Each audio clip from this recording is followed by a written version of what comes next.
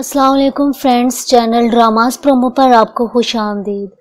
Viewers, drama serial Ertugrul गाजी के season 2 की episode 21 में आप देखेंगे कि अर्तुगरुल तुरगत और दुआन से कहता है सरदार खुशनूद ने वालदा से कहा है कि या तो सरदार जिरगे से दस्तबरदार हो जाएं या फिर हमारे सिपाही हथियारों से। अर्तुगरुल उनसे कहता है कि अब देखो क्या होता है। दुआन अर्तुगरुल से पूछता है कि अब हमें क्या करना होगा, जिसके जवाब में अर्तुगरुल कहता है कि हम उनका खेल अपने खेल से बिगाड़ देंगे। अर्तुगरुल मजीद कहता है कि हम तोतकीन को अपनी तरफ खींचेंगे और लोगों पर यह साबित कर देंगे कि वो रस्म और रवाज का कोई भी ख्याल नहीं रखता। और अगले दिन अर्तुगरुल अपने कबीले के लोगों को ये तजवीज़ पेश करता है कि हाइमा खानम के खेमे के सामने काई परचम लहराया जाए।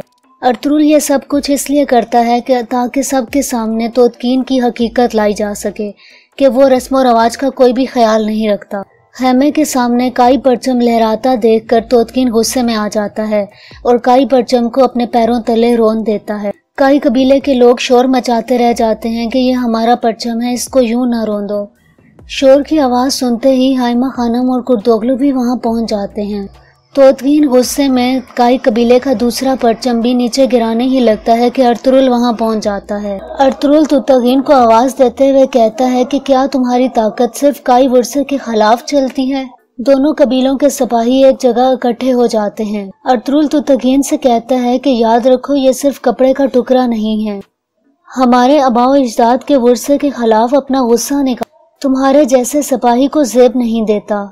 तुतकीन अर्तुगरुल से कहता है कि तुम अभी भी बोल रहे हो जबकि तुम जानते हो कि गद्दार तुम्हारे कबीले में मौजूद हैं। तुम्हारे सिपाही नोयान के कुत्ते हैं, तुम इतनी जल्दी ये कैसे भूल गए हो। अर्तुगरुल जवाब में कहता है कि बजाय इसके कि तुम अपने सिपाहियों के लिए मिसाल बन जो तुम्हारे लिए मर मिटने को तैयार हैं, लेकिन तुम असल में इनको धोखा दे रहे हो। सरदार खुशनूद और आलिया खातून भी वहां पहुंच जाती हैं। अर्तुगरुल तुतकीन से कहता है क्या तुम ये सब कुछ एक सरदार बनने के लिए कर रहे हो, और दोनों के दरमियान लड़ाई शुरू हो जाती है। पहले तुतकीन अर्तुगरुल पे हाथ उठाता है और वही उस पर तलवार भी निकालता है। ये देखते ही सरदार खुशनूद को भी गुस्सा आ जाता है। हाइमा खानम दोनों के दरमियान में आकर झगड़ा खत्म करवाती हैं। अर्तुगरुल वहां मौजूद तमाम लोगों से मुखातिब होते हुए कहता है कि हम किसके लिए लड़ रहे हैं, हम किसके लिए शहीद होते हैं, लगातार जंगों की असल वजह क्या है, जबकि हम में दुनिया में अपने ईमान को संभालने की भी ताकत मौजूद नहीं है। अर्तुगरुल मजीद कहता है कि क्या हमारा मकसद अपने आबाओ अजदाद के वर्से को पांव तले रोंदना होगा या फिर हमारा मकसद इन सब चीज़ों की हिफाजत करना है।